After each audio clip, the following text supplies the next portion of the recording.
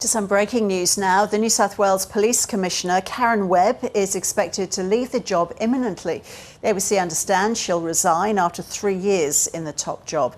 Karen Webb became the first woman to hold the position in the state when she took over from Mick Fuller in 2022.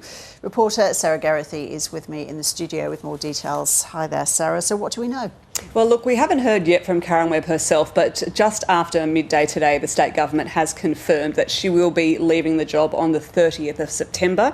They say that will, she's announced to effectively give her time to go into retirement and also for the government to recruit, obviously, for that position, because we know that it is always one that is very hotly contested. Now, the Police Minister Yasmin Catley made this announcement during question time at State Parliament. She paid tribute to Karen Webb as an extremely distinguished leader who'd had an extremely distinguished career. She said that she had nothing but thanks, and she described her as a force for change and reform. Here's a little bit of what Yasmin Catley had to say.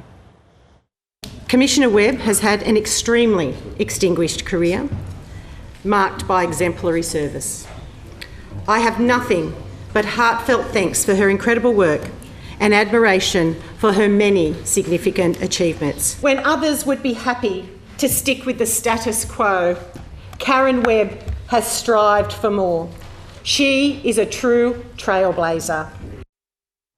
As we said, Sarah, Karen Webb was the first woman to lead the force in New South Wales. Her leadership hasn't been without controversy, has it? So has her departure come as any surprise? Well, not entirely. There have been rumours swirling for a number of months now that she was about to depart, but even just a couple of months ago, she strongly denied that. So during her time as Police Commissioner, she's really made a mark in a number of areas, particularly going out and saying that she wanted to be somebody who advocated for children, both as victims and also perpetrators in crimes, and also for women. She recently announced a internal review into police culture after the ABC did a series of stories pointing out some toxic elements that were within the force. So she's certainly been a reformer and had a number of credits to her name. She saw the police also gain a historic pay rise, the biggest pay rise that they've had in history, 19% over 4 years. But as you mentioned, there were a number of controversies, particularly when she first came to the top job.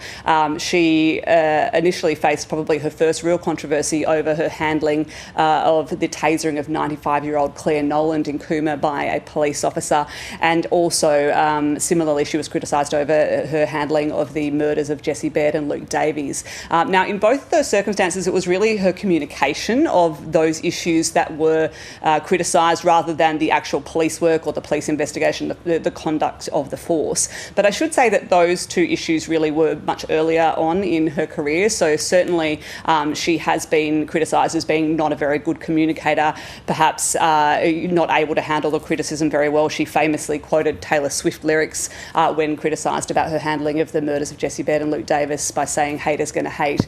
But since that time, the controversies have been a little bit less, and certainly there would be people in the force who say that she's faced plenty of internal criticism and politics over her leadership, and there's also been segments of the media who've been extremely critical during her time in the top job, and so obviously that's put her under a lot of pressure during that time. Okay, Sarah, thank you.